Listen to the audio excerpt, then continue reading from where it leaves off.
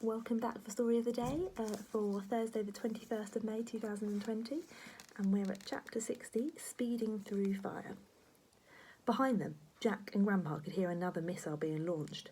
The old man turned the plane on its side and the rocket skimmed past the Spitfire's belly. Boom! The second missile exploded right in front of the Spitfire's nose. Jack closed his eyes as the plane sped through the fire. "You must do what they say!" shouted the boy over the deafening noise of the explosion. "I'd rather die up here a hero than yield and live like a slave on the ground. But you must bail out though, Squadron Leader," shouted Grandpa over the noise. "I'm not leaving you, Grandpa." Grandpa? Suddenly the old man sounded confused. "Yes, Grandpa," repeated the boy. "It's me, Jack, your grandson." "You are my grandson?" "That's right." "Jack?" asked the old man. For a moment it seemed Grandpa was totally in the present, in the here and the now.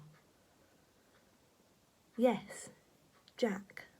My wonderful grandson Jack. I can't let you get hurt. You must bail out now." "I don't want to leave you," cried the boy. "But I must leave you." "Please, Grandpa, I don't want you to die." "I love you, Jack." "I love you, Grandpa. As long as you love me, I can never die." With that, the old man turned the plane upside down, pulled back on the canopy, and yanked on the boy's parachute cord. "Up, up, up and away!"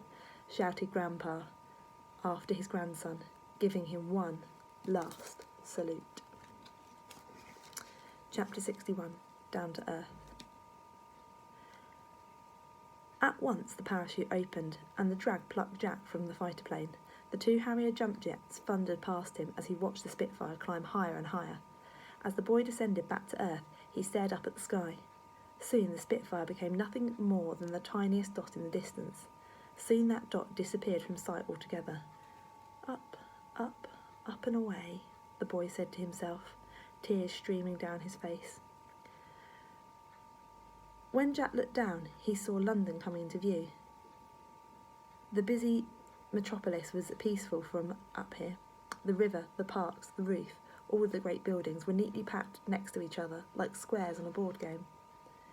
One sunny afternoon in Grandpa's flat, they had played at parachuting out of a stricken Spitfire, so despite never having done it before, the boy knew exactly how to steer himself down to safety by pulling on the parachute lines. Jack spied a wide open space below him. There was lots of greenery, so he assumed it was a park. He guided himself down in the direction to be assured of a soft landing. Down, down, down the boy sailed. Soon Jack passed the tops of tall trees. Remembering to bend his knees as he hit the ground at last, he rolled on the neat-cut grass. He lay there, utterly exhausted. For a moment he closed his eyes. It had been a long night. Without warning, he felt something wet and warm on his face. The boy opened his eyes, and a number of small dogs were licking him back to life. After a moment, he realised all the dogs were in fact corgis. Jack sat up with a start. From a distance, he saw a rather posh-looking lady, neatly dressed in tweed, with a quilted jacket and a headscarf. When she moved closer, Jack realised where he had seen her before. On a stamp. It was the Queen. Behind her was the unmistakable outline of her magnificent home. The boy had landed in the garden of Buckingham Palace. The Queen peered down at Jack and mused. "Aren't you a little young to be in the Royal Air Force?"